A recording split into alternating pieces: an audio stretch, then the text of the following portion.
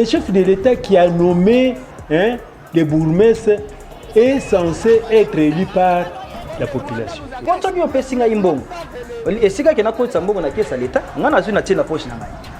Ba parti politique et pas na biso na zolo ba ils allaient un peu et loko moko muto alali alamuka lobinga pe parti politique. Ancrage ya makambo entre population na société civile entre ba communaux na ba bourgmestre. Est-ce que bayokanaka tokei na ba service ya l'État na ba commune concernée to futi Mbongo ba pesi biso quittance omoni ba pesi biso quittance to ye nango Mbongo sawe ekoti na kiasi ya l'État ndenge population iko ya 5 kosa soka ke ko futa Mbongo afuta 200 francs afuta 1000 francs azala na moi quittance na yewana.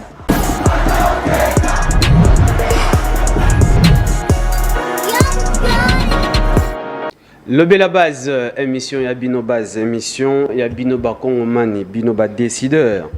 Tu rappelles à Bino toujours qu'on ne libère pas un peuple se libère face aux faux leaders. Bah, faux leaders, on a le bas toujours qui va aller belé, ils ont en position, ils ont la majorité, soit ils sacré, ils ont également la société civile.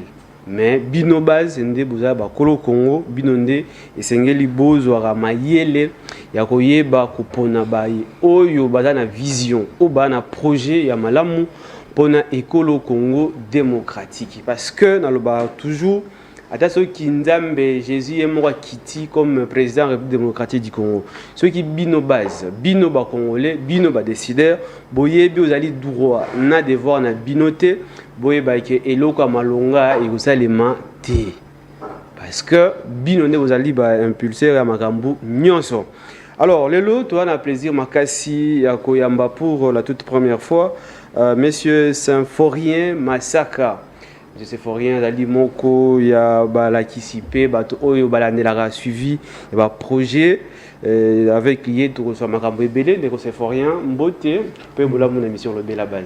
Oui, merci beaucoup Mbote mingi kombo nanga ezali Symphorien Masanka. Ah Masanka. Oui oui. Ah, donc il faut Merci. Merci bien Masanka. Masanka. Je crois qu'il peut base vous corriger longo nanga. Alors de l'autre côté tozana monsieur Joseph Nchole. Voilà, Azan de quoi monseigneur te vous candidaté de quoi monseigneur. De quoi Joseph Mbote pour vous la mon émission le Bela Base. Mbote na peine de co journaliste. Merci na ndingo ya bibiso na plateau na. C'est quoi déjà na longo déjà moi mal entendu qui va candidater que vous de quoi monseigneur. Exactement, merci pour la précision. Voilà, na ba invité na biso to sur la makambo ebele tali bon développement et école Congo démocratique qui n'a le ba toujours en côté là été nyonso et uta na Bino Base. Alors bango bazali na projet ya malamu makasi ou bazali ko sala kombe zali engagement citoyen pour une appropriation des élections municipales et la gouvernance locale. Donc ngiko lobake bazali ko limbo la bino malona ndenge sengeli makambo tali ndenge ni Bino Base boki kozwa makambo tali bongo élection ya ba conseillers municipaux et tout ce qui va avec et puis na bonne gouvernance surtout à partir ya base c'est-à-dire à partir ya ba bourgmestre à partir même à ba chef de riz chef de quartier et autres. Mais alors d'abord avant tout banda tout côté dans vif du sujet. Caméra ce qui cause monsieur Mansanka a expliqué d'abord idée oyo ya malamu boye besoin qui yango après que ça la constant qui ba kongomani ba ki para makambo monte ou qui sur base ya étude mo boye bo salaki en profondeur au lutter et sengeli tout ça la boye. De co journaliste merci mingi na question outil ko poser biso. Oyo ezali eloko ya ndenge tozalaka ba organisation ya non gouvernementale oyo basalaka makambo mingi ya élection tosalaki na biso observation na nsima kosala observation tosali rapport na biso après kosala rapport topanzi yango eke bandeko basalaki biso mwa appui ya kosala observation na ba élection en 2023-2024 batalité na biso batalité bakuki kozwa eloko moko na kati ya rapport na biso yango alors na kati ya rapport na biso wana lokola tolobelaki mingi makambo ya base tomonaki te na base ba déficit ebele ezalaki bato bayebi mais penza te.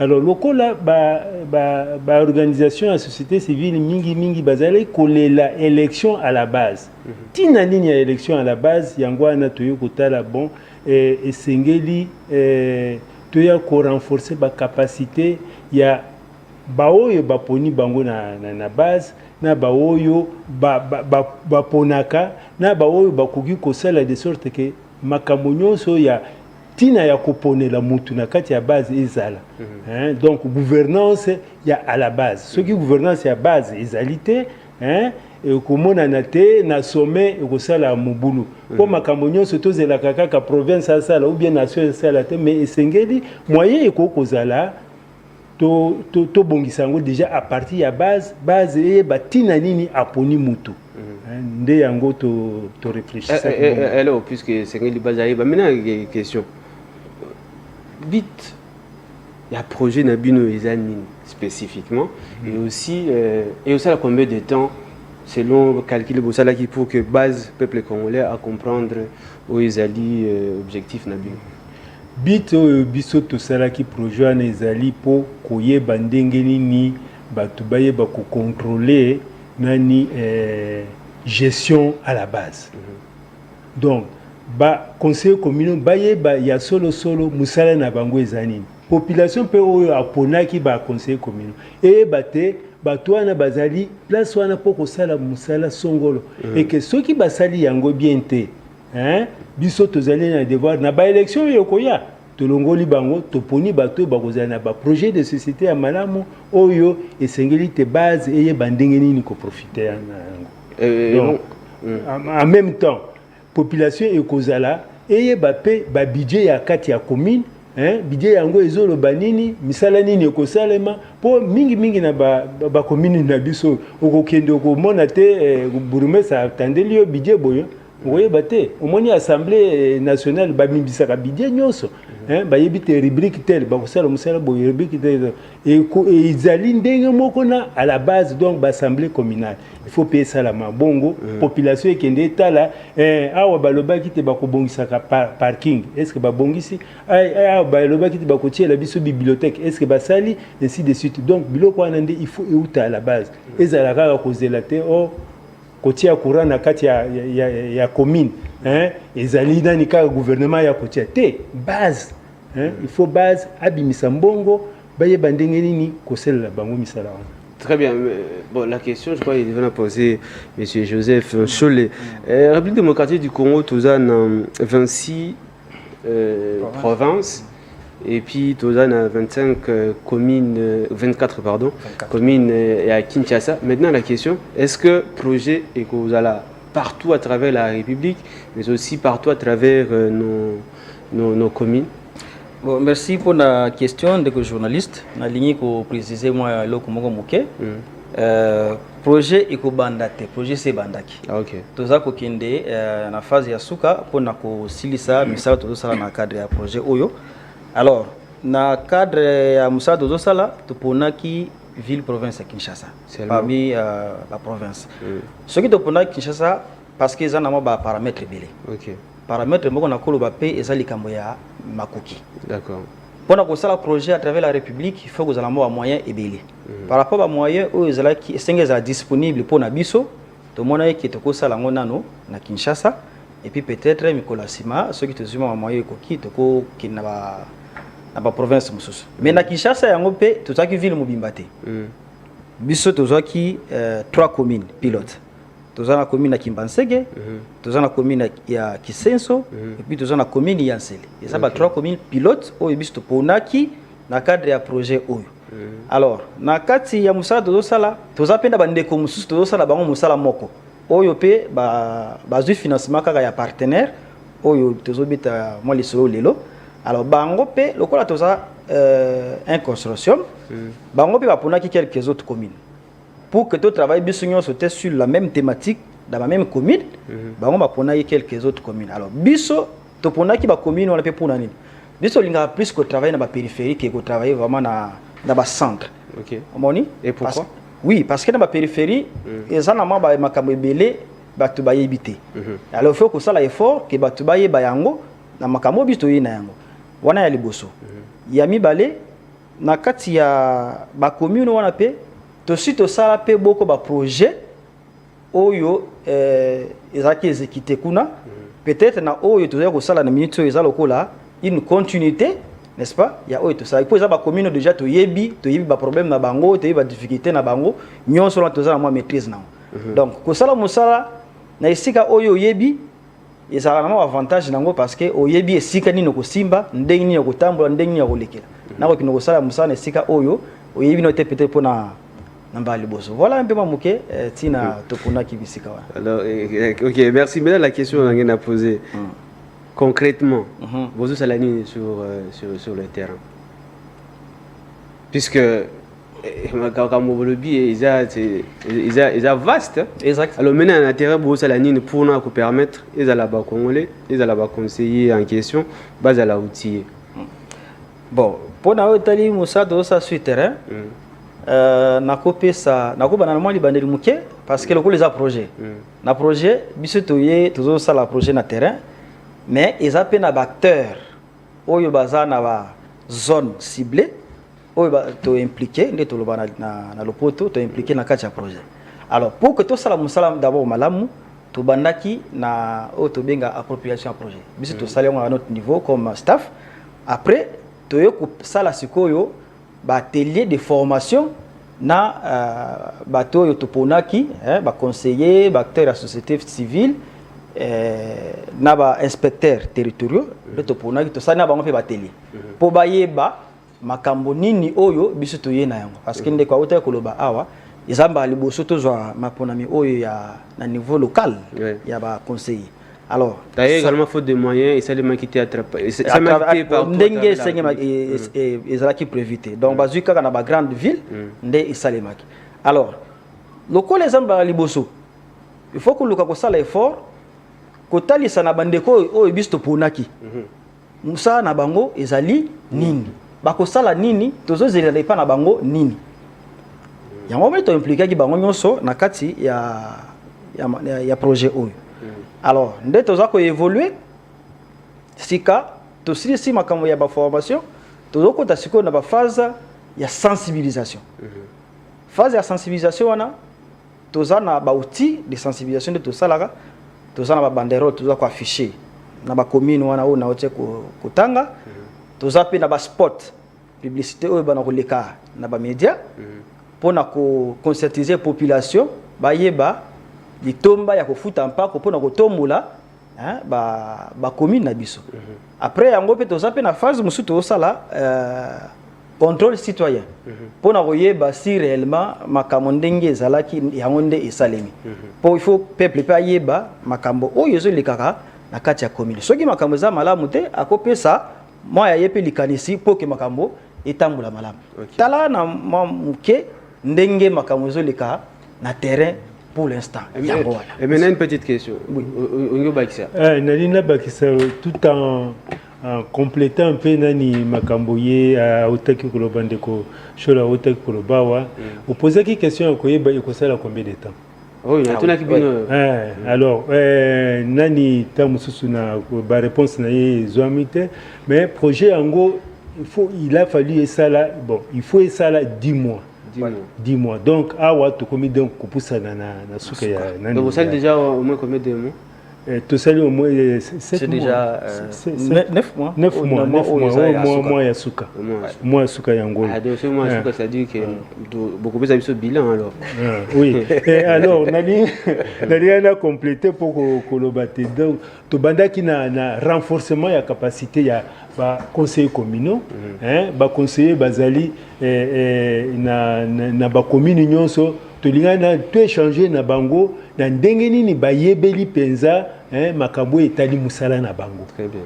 To échanger na bango sur ebele bayebi ba mususu bayebi penza te mais na musala to salaki et salite ba conseiller communaux ba inspecteurs territoriaux, membres de la société civile, accompagner, na chef de quartier, nani accompagner biso pour musalana, baye bati na nini ya kofuta bon. Pas c'est l'impôt, mais taxe, tu évites. Alors, commune, taxe. Alors, baye batina nini, ya kufuta nani pas. Alors, dès que nani ndeko lobaki, phase ya libosio zelaki ya renforcer ba capacité wana, phase ya mi balé ya sensibilisation, phase ya mi sat ezali siko ya contrôle citoyen. Ya koyeba te batwana bazali kosala musala ndenge nini, est-ce que bayokaki baye kofuta pa ko bafuti pa kote et ainsi de suite. Phase ya suka ezali phase ya plaidoyer. OK. Phase ya plaidoyer eza nécessaire pote ba commune biso toponi ezali ba matière concurrentielle. Ya kofuta. Par exemple, ce qui est dans les bongo ya commune ya sel.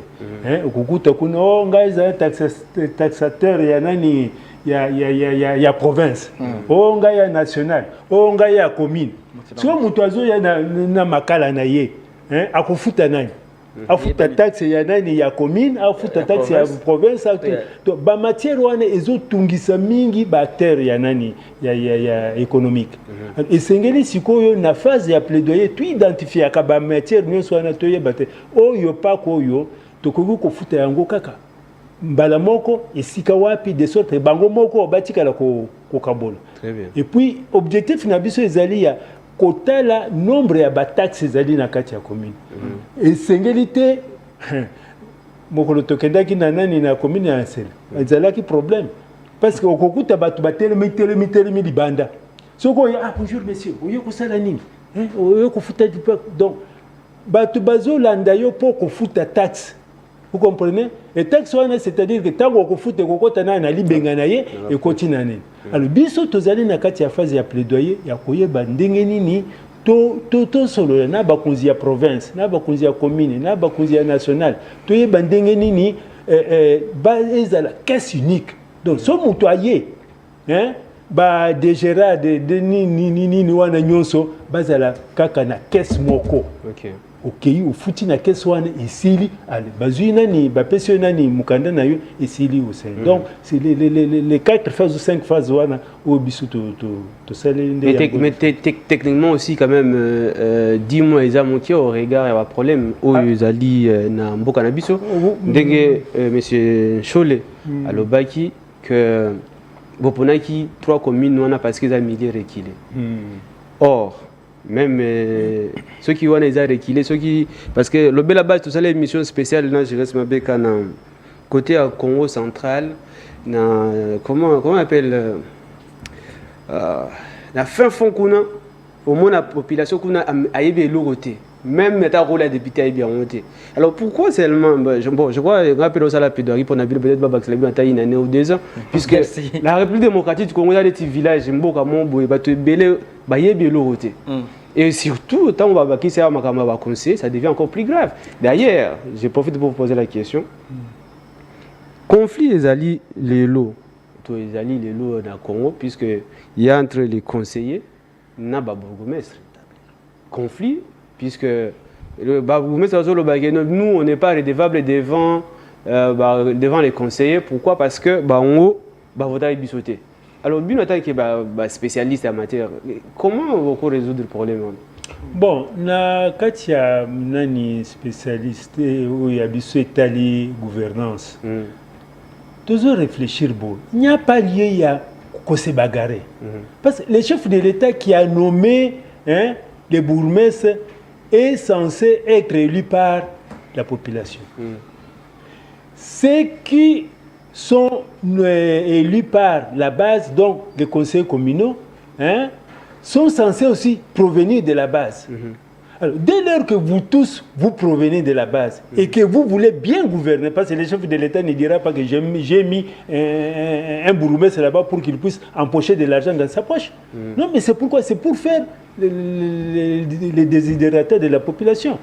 D'où il n'y a pas lieu de se bagarrer. Au Kokuta na commune, on a peut-être un exemple parmi tant d'autres. commune, il y a Kisenso par exemple, vous trouverez un monsieur qui est bien posé et qui ne pose aucun problème. Avec les conseils. Hein, avec les conseils, qui ne pose aucun problème. Vous voulez ça, il s'aime. Vous voulez que l'on parle, on parle. Donc, il ne pose aucun problème. Bon, c'est parce que peut-être que lui-même est scientifique, hein, qu'il comprend bien la matière et qu'il voit qu'il n'y a pas de problème de pouvoir. Mais les autres, vous sentez qu'il résiste.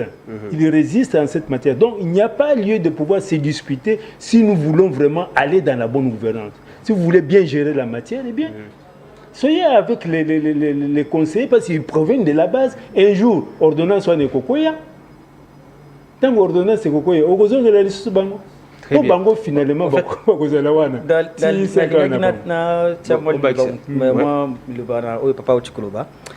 au moni tango to sal to bana ko sala ba descente sur terrain biso na ba atelier.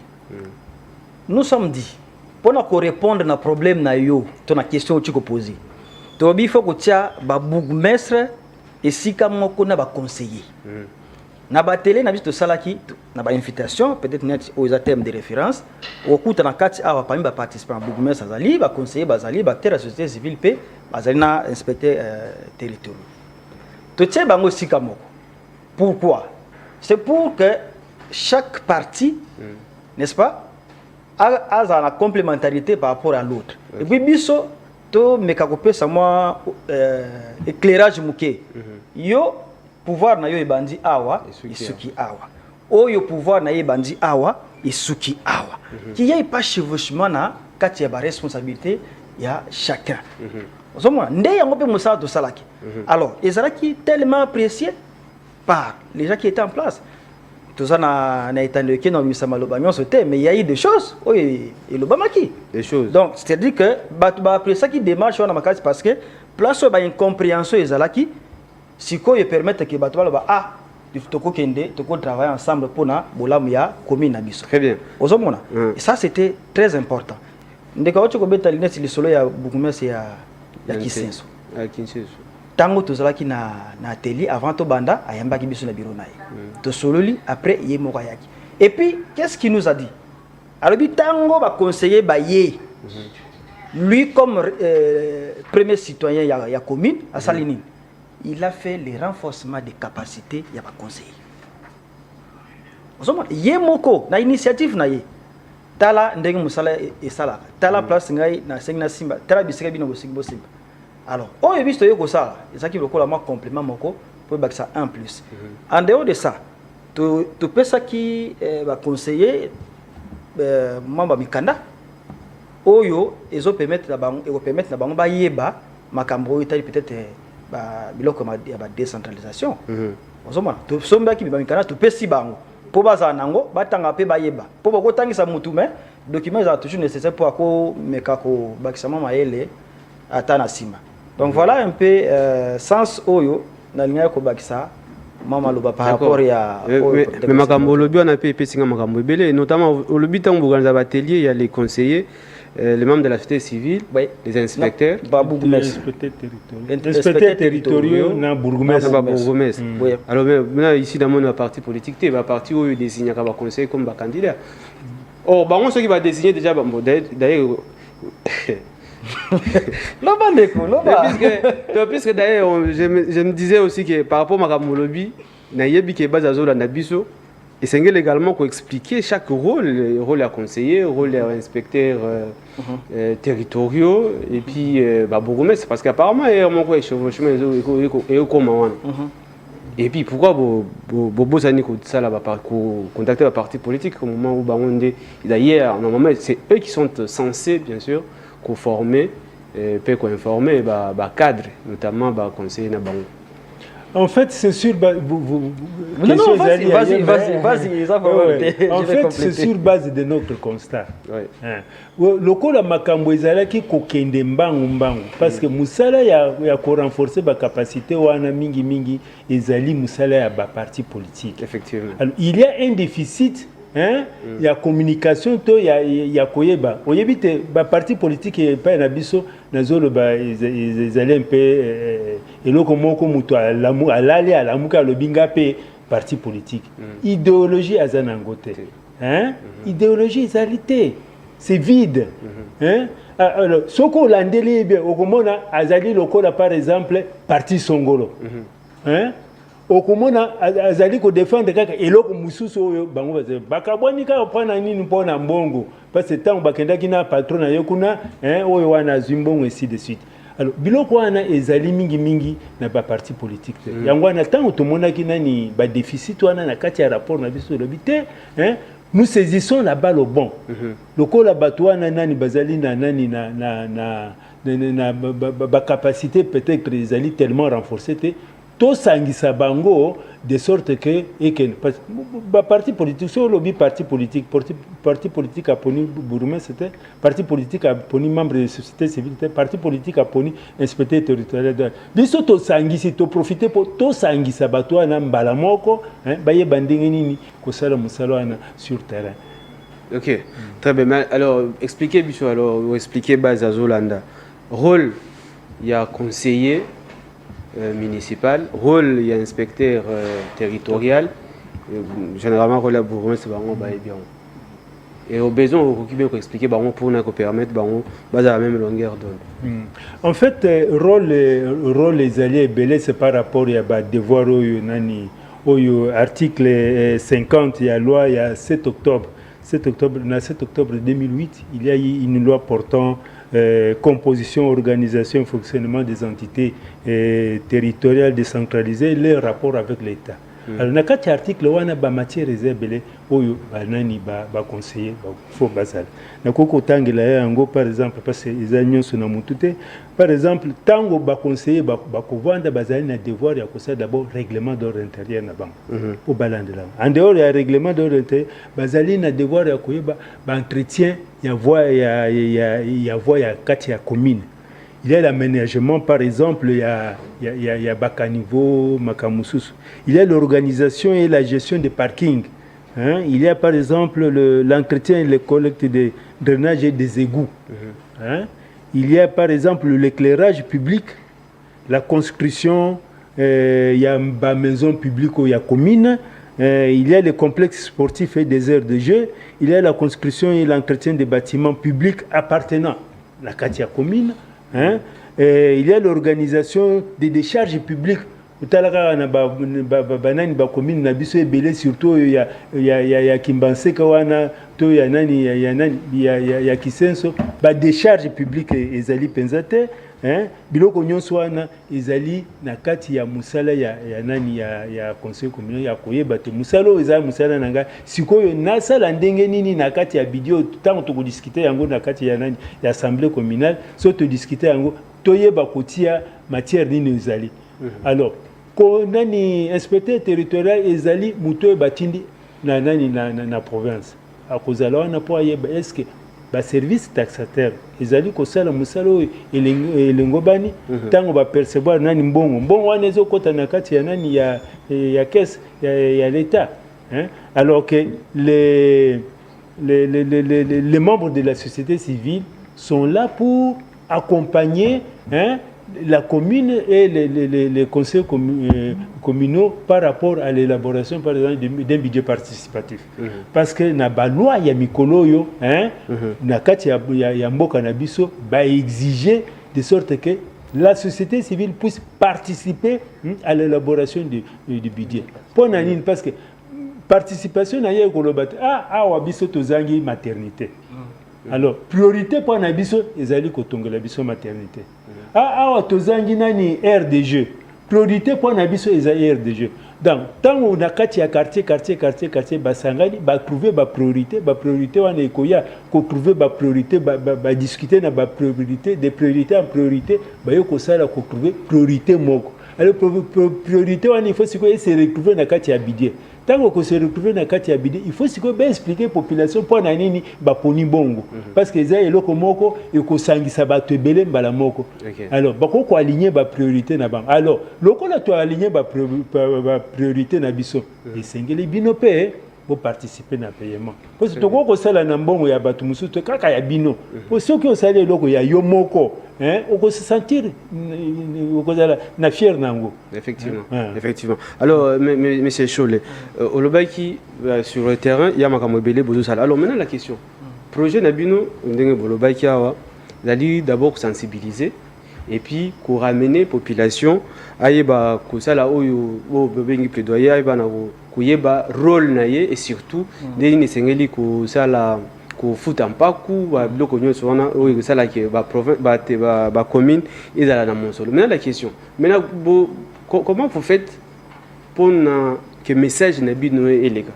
Est-ce que vous organisez des conférences, débat avec la population? Est-ce que vous allez parce que vous avez vu la question de Bal? Est-ce que vous organisez des concours sportifs pour nous permettre base ou population à côté de Mozindo? Tout vous savez la bon pour la sensibilisation de tout ça.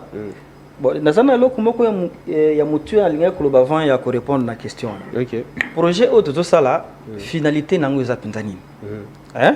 On a la question après on a pour sauter. Ah, question c'est très important. OK, d'accord, comme ça na bon. Réponds d'abord na zongi na oyo koloba. Oyo tali sensibilisation, tout ça na plusieurs manières tout ça la sensibilisation. Sensibilisation tout ça là, tout ça na ba crière. Donc bateau bazana ba mégaphone. Bazo le kaka chaque avenue devant chaque parcelle. Ko betaka lisolo. Ko yebisa na bato. L'importance ya ko futaka ba taxe wana. Omoni? Andeo nango toza pe na ba message oyo tutia na ba banderole oyo pe zo ekoleka na ba médias sociaux pour na ko yebisa na bato par exemple que mbongo à l'état ba futaka ngo na maboko motuté. Mbongo à l'état faut futango na kesi à l'état. Po tsoki yo pe singa imbongo. Esika ke na ko mbongo na kesi à l'état, ngana zu na tina poche na ngai. Na keiko na keko manevema. Oliembo ngo ko na kesi à l'état et quantité et qui na poche na ngai. L'état azo zo kaka ba gagner. Ba manka gagner. Or, ndenge na banalo ba ki tina biso gi penda makasi poto luka to renforcer ba recette ya ba commune. Alors pour nous renforcer ba recette ba commune, il faut maintenant pe kotia mo ba mesure moko boy et ko permettre à ce que pour na ko éviter ba coulage de recettes wana. Ya moment to ko inciter population ya ko kende ko futa vraiment na guichet na caisse. Aki ya futi en contrepartie ba pièce moi quittance. Pour a na mboka biso mona ka ana kena ko futa pour na sika ma ko sasa mukanda na futa ki $20 ba pesi ngai mukanda. Mais soko tana mukanda wana yo futi $20 il va komi kuna 5 000 francs. Osomona. Biloko bongo il faut essayer là. Alors pour essayer il faut que tu vraiment ba mesure ya malamu pour permettre toi avancer. Donc ba crier bazoleka tozo sape na ba message oyo tutie na ba banderole oyo pe ko tambola na ba médias sociaux awa bisu pe toyi. Te ko ça sensibilisation. Pour ta tozo beta li solo kuna na base ba sanini bazolanda. Bazo comprendre que biso pe toza na devoir ya ko futaka ba taxe na biso po commune tongama. Omoni donc ça na sens on ande tozo tambola par rapport ya nini donc ba atelier vous regardez ba atelier atelier on est qui plus na cadre ya ba renforcement des capacités mais ce qui est vrai toza pe na ba cadre de concertation voilà oyo ko sala mekotia biso tout autour pour échanger surtout sur les questions ya ba recette tout ça là ba cadre de concertation ezali on a ezanga tu prévois qu'on a kati ya projet là biso mais ba télé pendant to bana koloba ezaki plus pour na ko renforcer ba capacité mais peut-être on te prévoit quitter ko ça peut-être ba tribune d'expression populaire peut-être on a qui réunir un nombre important ya batu au mutunyo za ko ya na problème na mais le quoi tu déjà un peu bien ciblé par rapport à manière de fonctionner yango moni to qui un peu ma sens wana. D'accord. Maintenant est-ce que maintenant rôle nini ou ba conseiller municipaux bazali nango na kati ya projet na bino? Bon, rôle ba conseiller municipaux bazali nango ezali rôle moko capital. Parce que mutuana soki aye na kati ya conseil assemblée communale ezali pour à faire traduire des idératés à la population. Okay. Alors, de quelle manière il va traduire ça? C'est parce qu'il a été élu. La campagne na ye na message na ye ebisaki bato bon pour ngai parce que ngai na kikende kolobela bino likambo songolo likambo. Alors na koloba wana présence na ye na kati ya projet na biso ezali très important parce que akoyebisa base na ya koloba me bino boponaki ngai mpo nasalela bino mosala songolo me mosala wana nakoki kosala yango te soki naza na makoki nazosenga bino bosianga nani poa bofutaka bapako na bino ndenge esengeli mpo te toyeba ndenge nini kotonga nani commune na biso soki tozoloba botianga bafuta pako ndenge esengeli elingi koloba nini tozosenga banani bacommune batiaka tableau moko munene oyo koafishe sikoyo baprix nyonso ya biloko biloko nyonso okeyo attestation de mariage ezali autant attestation ya naissance ezali autant au taxe pour ezali autant ezala fixé na tableau pourtant mutu akoya atali alobi voilà ezali tango okende kuna bakokosa yete ça aussi ezali format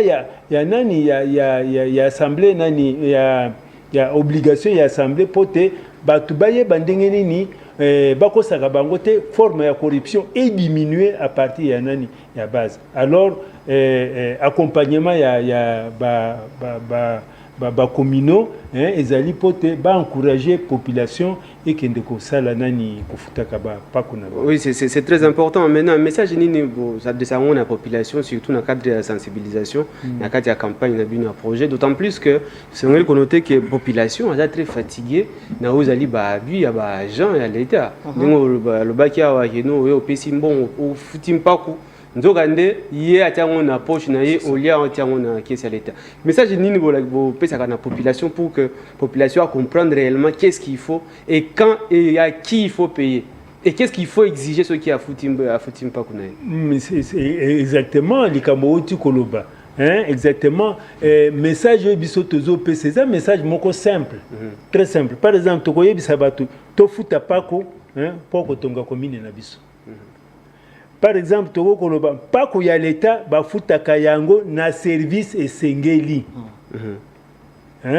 donc soko yebisi déjà mutu bongo akoyeba te bakoki kofuta pako partout te bakoki koyamba ye liboso ya communauté po bakende kofuta pako alors likambo ya pako etali biso nyonso mutu akanisa te que par exemple bazoloba bofuta pako donc ngai ou bientôt nani ye conseiller azali exempté te biso nyonso tozali na devoir ya kofuta nani pako ya l'état alors tozali pe na message mususu elobi mbongo ya l'état ekotaka na caisse ya l'état ekendeke na libenga mutu te na caisse ya l'état alors soki mbongo ekoti na caisse ya l'état cela veut dire que okei ofuti bapesi yo document oyo ya l'état babeti caché e okolakisa te ofuti alors ozali pe na devoir ya kozonga kotala par exemple ba rubrique wana yo ofutaki est-ce que ozomona bambongo ezomataka parce que bourgmestre na kati ya ba formation na biso tosengaki bango ba produisaka pe ba bilan na bango bayeba te bon niveau ya recette na biso elongwe na 1 million de francs et comme na 1,5 million après un mois 2 mois ainsi de suite ezomataka tango ezomataka nde bato bazoyeba ya solo tozokendeke na ndenge ya kokoma nani bisika wana ya tosala misala oyo esengeli nani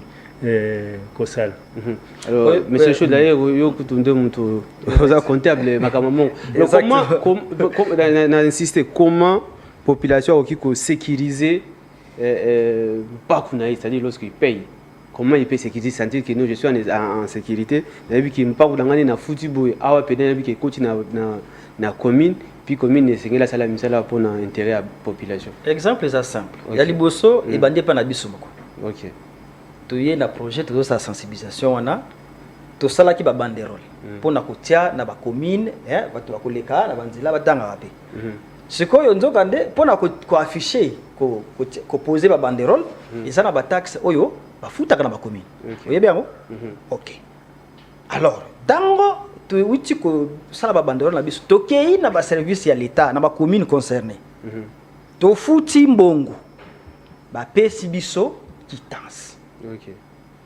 omoni ba pesi biso quittance to ye nango mbongo sawe ekoti na kiasi ya l'état ndenge population ipo asengi kosala soki ake kofuta mbongo afuta 200 francs afuta 1000 francs azala na mwa quittance na ye wana na mwa cachet nyonso wana eza na importance po soki yoki ofuta mbongo epa mutu ozwa quittance te po oyeba ndeni ke mbongo ekoti ya solo na kisa leta po tango ya pesi yo quittance sushi nango esa nini etikali soki mbongo wana ya saleli tango bakosala ye contrôle bakoyeba ke awa mbongo msusu ekotaki te yango moni parmi ba message na biso pe to ko beta c'était attirer l'attention de tout le monde pour dire que oyibi mbongo à l'état ici kana yo zana na bolo donc on doit mettre fin à l'impunité mutayibi mbongo à l'état batai na bolo ko peut servir de leçon na bato yo bakoya sima mbongo à l'état za mutu te mbongo à l'état za biso pour l'état bato ka l'état za on ministre za soki député l'état eza biso nyoso ndeko Bon, ok, une petite question. Oui. C'est une motivation, vous allez motiver la population, surtout pour qu'il y ait une importance, une pertinence, il y a un parcours qui est à foot. Sachant déjà que la commune a besoin de oui que le bourgmestre a bon pas gouverneur mais tina na ngoti lelo msala bon na isala yeba na ate mais bino parce que vous avez un message très capital et très important pour la population que ni les autres vous avez ça comme motivation et pas peuple pour yeba importance il y a pas même si ils ont mukie mais importance non.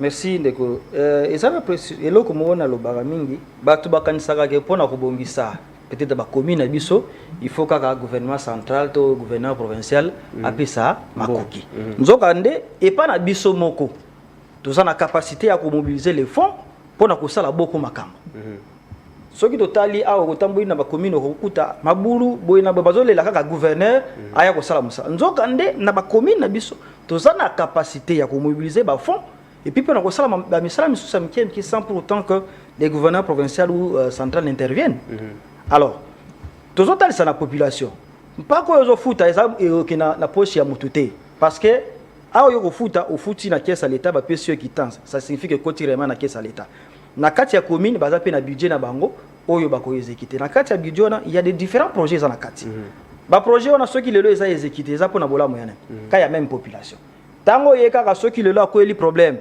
akobenga bakobenga bourgmestre awa biso sika bo région salami awa biso likambo salami bourgmestre wana akosala musala ndenge ni soki ye population pe atie maboko te et que ça la passe il faut ya comprendre que pour que musala etambola na kati ya commune population il faut atia pe maboko na ya kotia na kofutaka bampako pour que l'état soit mis solo asala bongo oye bongi pour que population na pas à l'aise donc yango wana vraiment yibi toza ko insister na conscientisation ya population na sens wana pour toyebi ndenge tozaka na kisasa toyebi mode de fonctionnement na biso na kisasa donc ceux qui ont insisté mingi pété ba komona makambo nyoso ka na mwa likolo voilà c'est maintenant finalité maintenant il y a projet OK finalité ndé na bana koloba ezali nini tozaki na posa ya contribuer n'est-ce pas na ba recette ya chaque commune place tout ça le fisc est augmenté à la hauteur ya 3%.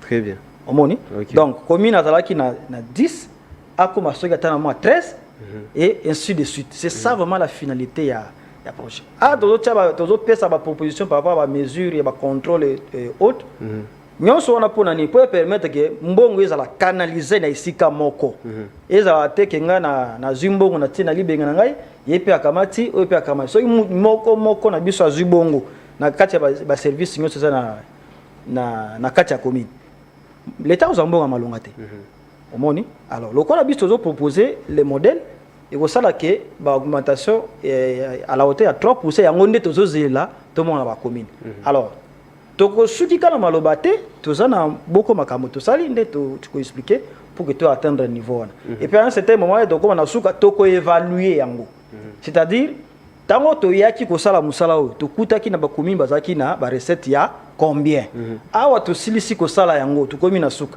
commune na combien OK donc maintenant sur base de ba indicateur nini boye ba ki na ba 3 communes pilote bo choisir bo ponaki omoni bo monaki voilà awa to moni to kutaki za autant et combien autant sur base de quel indicateur bon est-ce que d'accord vas-y OK merci ba indicateur est belé hein ce qui to commune mokolo to komaki na commune toyebaki niveau ya ba recette na bango.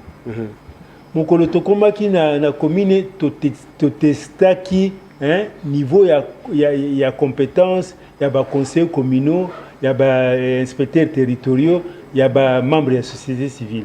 Toyebaki te batwana bazana na niveau songolo. Alors après première phase de tout ça là qui tant que tu as testé tout monde te batwana ba mati niveau ya koyeba makambo. Par exemple, makambo ya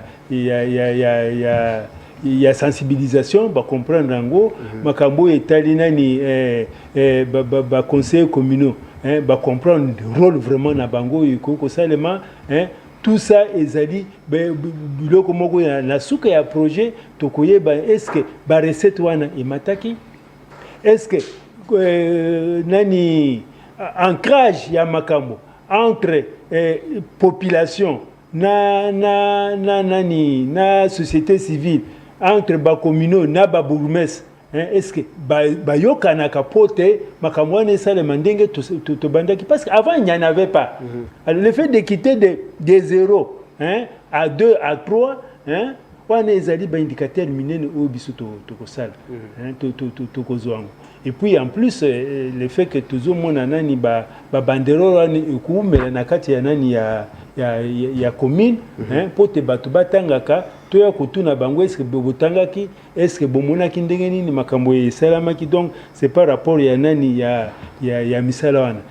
En plus indicateur mususu ezali message biso to kopesa, est-ce que ba service nani ba opérateur oyo bazali na kati ya nani ya commune bakaptaki yango, est-ce qu'ils ont eu quelque chose ya kokoyeba. Avant tozalaki na nani na ba chef de quartier te bazali impliqué na kati ya mobilisation ya recette. Mais maintenant que nous aurons des chefs de quartier qui vont s'impliquer na kati ya nani la mobilisation des recettes, ça fait aussi un indicateur important. Chef de aussi, quartier. Oui, bah chef de quartier. Toponi dans ces quelques quartiers. Avant, il n'y en avait pas les contrôles citoyens à Katiana ni à Bakomi. Le fait qu'il y en aura et que l'on va commencer maintenant à afficher aussi des bananes, babila, il y a commune, c'est aussi un indicateur important. Il y a Moussa Lobiso, tout ça. Mais déjà, puisque vous êtes dans le 9e mois, est-ce que vous roulez déjà que vous êtes un peu satisfait d'abord déjà vous salez sur le terrain? Avant tout ça, là, je crois que ça 10 mois. Oui, tous allés satisfaits de Moussalo, tous allés sur le terrain, dans la mesure où, tant que Bandeko Bayoka quitté, tu mets le moins d'amouké, pour tout banda ba phase Moussous, tous allés Koyoka, Bazoben. Bazoben, Ndengenini, Makambongo, et Télémito, ils allaient Kokende Liboso. Tu vois? Satisfaction ils allaient dans koyeba na siko un peu plus na ba conseiller communaux. Soko benginga soko na bengi par exemple président, il y a assemblée par exemple il y a nani il y a commune il y a Kimbanse que to ya nani akoyambanga facilement akolinganga na ye to converser malgré nani ma misala na ye ezali. Voilà, on a le but, je crois que le peuple a il va appeler les côtes, mais moi, tous va appeler les loups, puisque matière est tellement vaste, c'est tellement important. Mais je crois qu'on peut lire même 2-3 messages après. Mais la question maintenant, puisque le projet, ils ont mené ma case. Maintenant, qui est derrière vous, pour ne pas dire partenaire à Bino Baza Banani, puisque le projet Bozo là qui ça. Je crois même que le gouvernement a requis que ça a monté et ça demande beaucoup de moyens aussi. Ou soit on a notre propre fonds à Bino parce que Bolingui Congo Makai c'est ton dé. Vraiment, Tolingi Congo peut Makai parce que projet ko combien la yango moko boete et bandi ko misala sans que Tolinga Congo. D'abord les abolingo ya Congo, tetozanango oyo ezali derrière biso. Donc les autres pesa biso ba pivot ya kosala musalana. Et loko ya mi balende ba partenaire mususu par exemple l'Union européenne. Il faut alors en tout cas remercier l'Union européenne parce que azalaki na projet na yo ba lobby projet d'appui à la coalition des organisations qui observent les élections au Congo. Alors tango bango ba monite ba rapport na biso lokola oyo ba rapport oyo par exemple to publier ango batali balobi il y a vraiment un déficit. Il y a population et Sengeli, tout ça, ça bango parce que bango mokopé, bazali na kati ya projet na bango, oh il sali de sorte que eken. Tous allez na partenaire mususu to bengi DRI, donc démocratie reporting international. Alors nani partenaire wana yende azo ko pousser biso azui moi ndambu ya mbongo et parti ya Union européenne pote tout ça la misala. Donc biso nyonso tozali na kati ya kozala derrière biso. J'espère que je me fais comprendre. Donc oui, au bâtiment le bamuke parce que ce que l'on dit peut-être na introduction tout temps qui combo na biso penda te na terme ya organisation. Donc biso tous a Rodesic. Les projets oyo Rodesic a mettre en œuvre sur terrain. Ndenge ndeko aussi ko koluba. Donc na kati ya projet Paconek avec du reporting international, ils ont un projet moko au babengi Paconek. Na kati ya projet Paconek wana il y a sous subvention. Donc il y a un financement global ou bien il y a l'Union européenne. Na kati na yango ils ont sous subvention. La sous subvention on a yangonde biso to bénéficier, n'est-ce pas? Biso comme Rodesic parce que la structure mususu bazali biso comme Rodesic pour mettre en œuvre sur le terrain na ba commune oyo biso totanga ki Mbaseke ki Senso et puis Nzele. Donc il est aussi important à préciser que les ambales biso te akosala misala biso Rodesic to mesani ko plus sur terrain.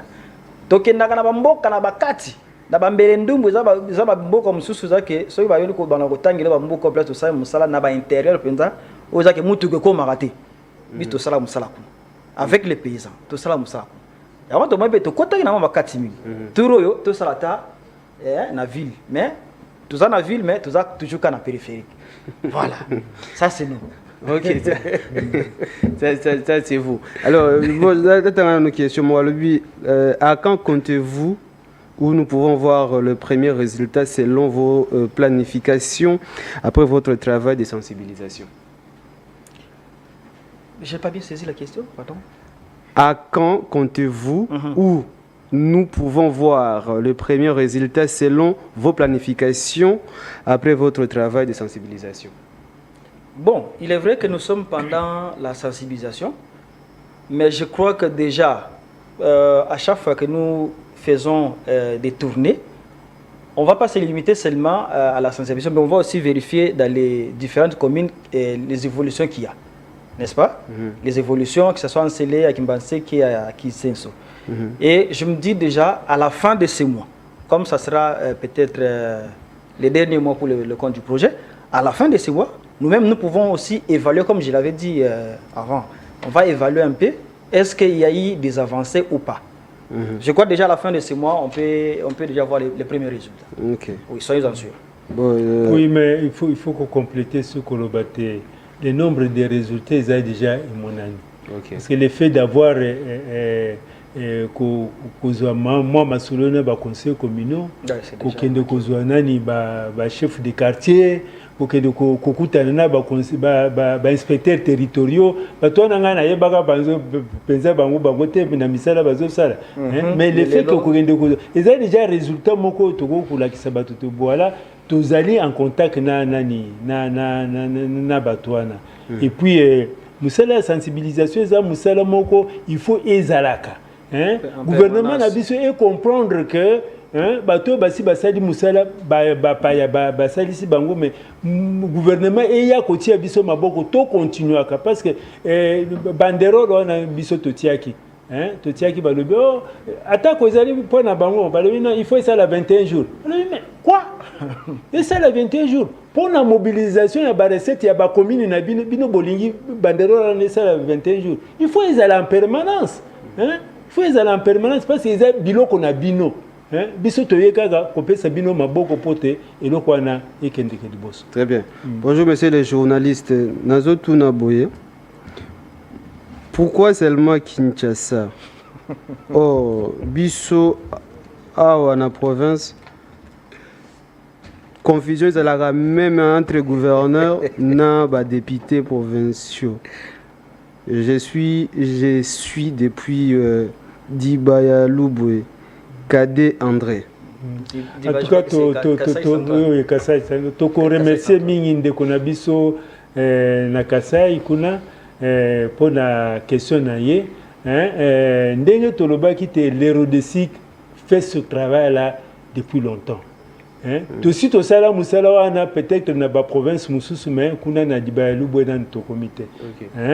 Mais Kinshasa c'était nani eloko moko pilote pour te bandengeni ko bandela après évaluation de toko senga ba mbongo mususu pas ya ba partenaire to pas ya l'état na biso mais mingi pas ya l'état na biso après ça biso ba moyen to kitaka to sensibilisaka pour conflit wana entre ba élu na banani banani ezalate. Très bien, Tozo Kende vers la fin de l'émission. Dans retard à 2-3 derniers messages. Voilà. Merci. Merci beaucoup pour la matière et à l'élo. Les gars les a pas si autant. Est-ce que projet wana ezakaka ya Kinshasa voilà bon makambo mususu to solango après voilà ndeko Kamuleta depuis Congo central. Mais je crois que vous répondez derrière la question. Bon bandeko bolimbisa vous aurez appris continuer à lire parce que vous êtes déjà au-delà, il y a 20 minutes normales. Voilà. Bon, entre-temps, il y a une question. Bientôt, c'est d'ailleurs la fin, il y a projet. Maintenant, la question de savoir, les lois, est-ce que vous quelles sont les bases ou piliers ou fondements où il y a déjà Bino Boti en place? Nakati ou Rolo Bageno, Awa, t'as ceux qui t'ont été déjà au même salaire et salimi. Bon, la base où tu posé à Makas, ils d'abord makambo tali renforcement de capacité to salaki. Yango za base moko ya munene. Pour conseiller pour sala musa na ye malami fo yeba ayeba ndeto bana tolobaki awa. Rôle na yeza nini esinga sani ndeni ya kutamsa na makambo par rapport na commune na bango. Awa bango baza renforcer en capacité. Et ça déjà un atout important. Lobby bisu to koko zala tout comme to koko zala te. Mais bango moko ba yebi déjà que nandenge musa na bisu de salema tala bisika na bitoko tia makolo yangoyo toko tambola we toko zongisa bwe. Lobby bango moko ko sala yango. Soki ba yeba ki te ke za difficulté amnene. Mais lokola ba yebi déjà. Donc bango moko ba ko sala yango lobby to mikolo nyo sutinde ko ya sans problème. Alors il faut aussi ajouter que relation au bisoto créé entre bourgmestre, conseillers communaux, acteurs de la société civile, inspecteurs, relation à tout créer. Ils allaient base moko munene parce qu'avant bazalay ko bangana. Oya bangi muninga oya bangi. Mais le fait que siko ba komi ko solo là, conseiller président ya nani akoko ne bon monsieur lobby to ko benga yo oya ko expliquer biso likamo. Il ne trouvera pas un problème. Or, avant, il y avait un problème. Donc, c'est cette base-là, la collaboration entre les institutions, entre les parties prenantes. Il y a gouvernance à la base, et il y a base commune. Bon, puisque tu as sur la émission, une dernière question, notant un message. Sur le plan financier, la commune de Lancélé avait combien selon les données à votre possession, M. Capres, depuis Kinkole? Bon, je crois qu'on a une question quand même pour payer sa montante. C'est pas professionnel. Vous avez c'est pas professionnel. Ça, c'est pas voilà, donc, comme la émission Lobé la base. Merci Nabino Base. Rédiger la mission Nabino, c'est déjà à 17h juste. Et aussi à la radio 89.0 FM, la fréquence idéale. Alors, oui, mais aussi nous sommes sur YouTube et Facebook, la RTVS1, mais aussi Lobé la base. Tu as la caméra, comme ça, ou le bas la base. Par rapport à Makambo, tout celui de l'eau, et surtout, ma question, surtout, d'abord, ça quelque chose pour que peuple a que oui, nous devons également contribuer. Bandeko Nazali Kosenga Nabinote, Tokendaki Maponami Pambate. Le fait que Tokendaki Kopona, ils allaient porter développement, ils allaient à la base. Et biso, tout ça, la société civile, tosengaki te bato bazala ko surveiller nani makambo etali développement ya commune na biso. Alors bawe bazali à la base ya kosala biso développement ya kitoko ezali ba conseil communaux dans le sens que bango budget oyo bakosalaka ekozala partie prenante na société civile de sorte que toye bakosala ba priorité na kati ya nani ya ba commune na biso ba priorité ezali ebele basali ya esika bato bako beta match esika bako parquer banani ba voiture bisika ba mondis ezali ndenge bako ko déboucher ba ego ba priorité ezali ebele na kati ba commune na biso. Alors mbongo ekobima ndenge nini soki yo otie loboko na libenga na yote obimisa ofuta pako etango ozofuta pako nazali kosenga bino ofuti pako ya leta senga ka quittance biso bayena bino tozo bunda de sorte que ezala moko bazala ebelete ba service taxateur wana ya nani ya kati ya commune ezala ka caisse moko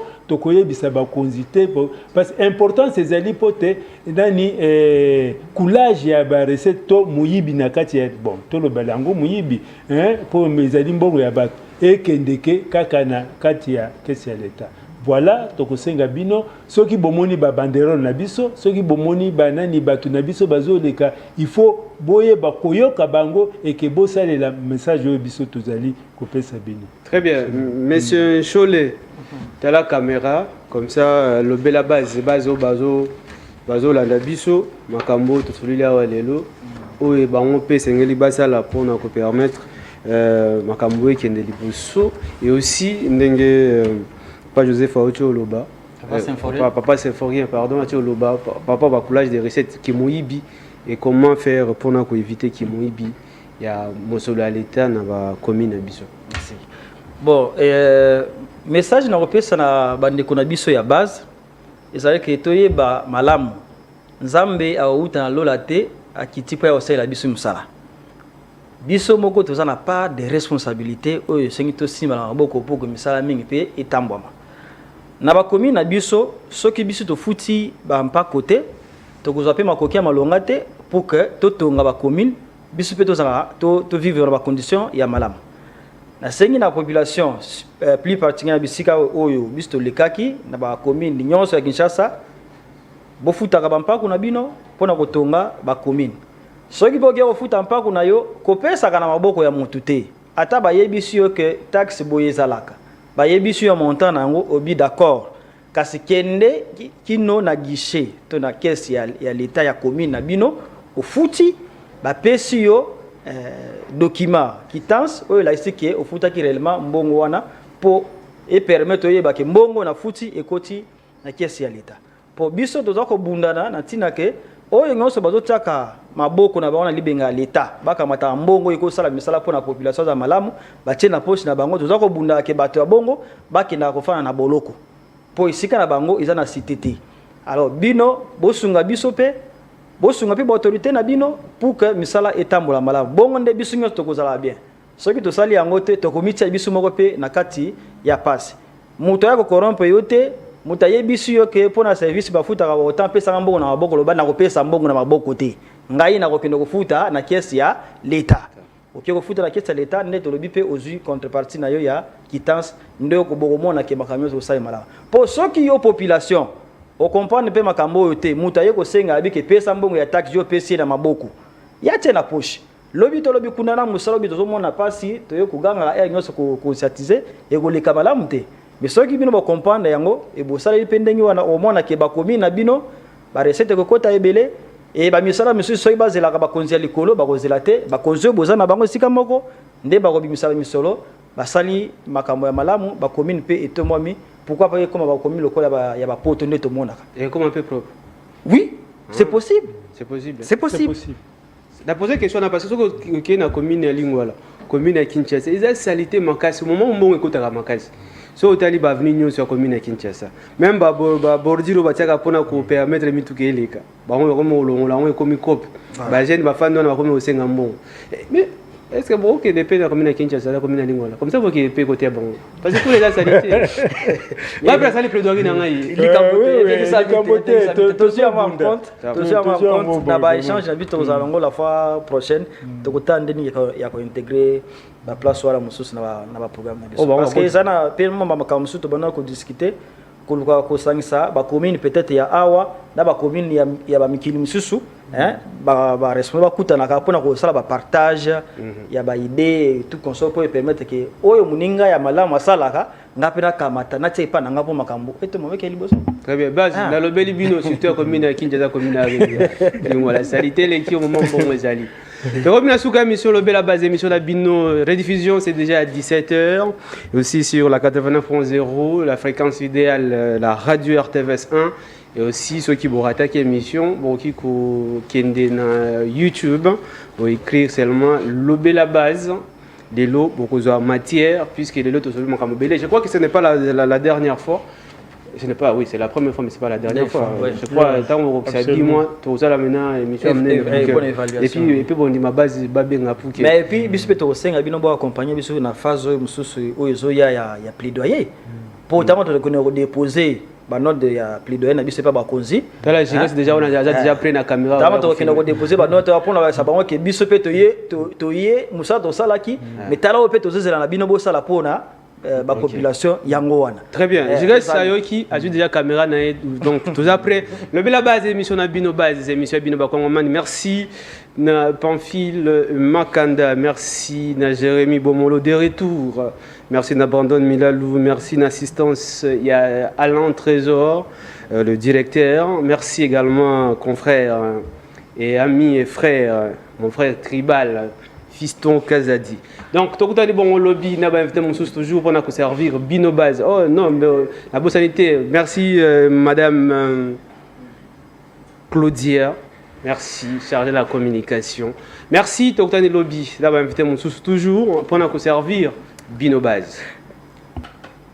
Merci.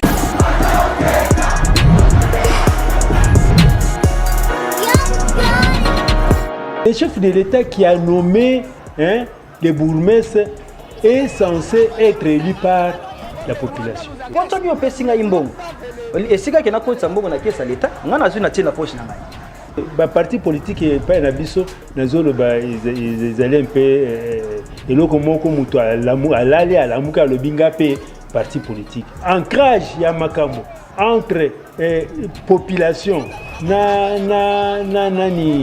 société civile entre ba communaux na ba bourgmestre est-ce que ba yokana ka tokei na ba service ya l'État na ba commune concernée to futi mbongo ba pesi biso quittance omoni ba pesi biso quittance to ye nango mbongo sawe ekoti na kiasi ya l'État ndenge population iko ya sengi kosa soka ke ko futa mbongo afuta 200 francs afuta 1000 francs azala na moi quittance na yewana